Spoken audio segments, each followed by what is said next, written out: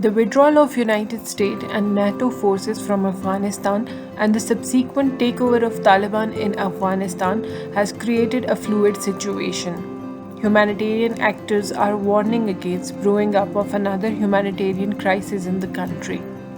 SDPI recently conducted a webinar on the emerging humanitarian crisis of the country where security and foreign policy experts and representatives of humanitarian organizations shared their opinions and gave their input on the situation that has unfolded post August 15, 2021. I am Aisha Ilyas and I'll be doing this podcast on the humanitarian crisis in Afghanistan based on the discussion of the webinar.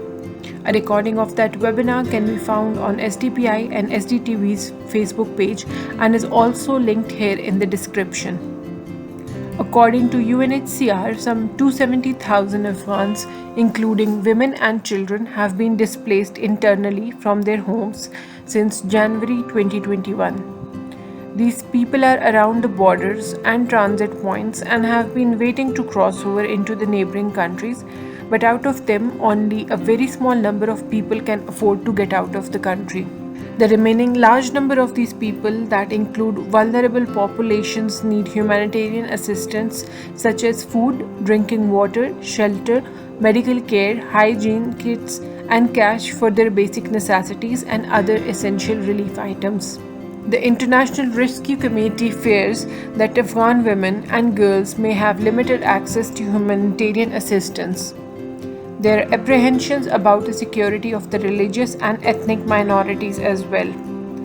Moreover, the food insecurity persisted even before Taliban took over, and it is feared that it might increase if the uncertain and volatile situation continues. According to a recent report, 72% of the country's population live below poverty line, while 90% of them live under $2 per day, which indicates that poverty is the imminent issue of the country and needs immediate attention. An earlier nutrition survey found alarming rates of malnutrition among children. More children may add up to the tally of malnourished and stunted amid growing uncertainty about access to food.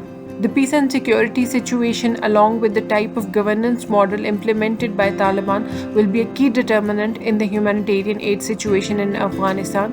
However, while the Taliban selects a new government for the country and the international community decides on whether to accept the legitimacy of that government, it is the ordinary Afghan that is suffering from the uncertainty around the situation. We must also not neglect the fact that the situation unfolded in the middle of a pandemic when economies all over are badly affected and the social infrastructure in the third world countries and war-torn countries like Afghanistan are already fraught. Afghanistan needs to be seen from a humanitarian lens based on ground realities separated from emotions. The international community should come forward with inclusive humanitarian packages for Afghans, which should include food supply, medicine facilities, and shelters for the displaced. It will lower down the inflammation caused by the war and the pandemic.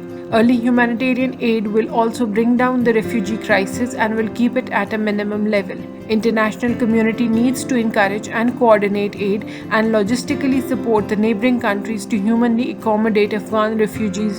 Due to increased uncertainty and trust issues, Afghans need to be given the right to asylum globally, and the international community should collectively come forward and take some burden off the shoulders of the neighboring countries, especially Pakistan and Iran, as they struggle with their own issues. That's all for today. We will soon discuss the economic situation in Afghanistan in another of our podcasts. Thank you.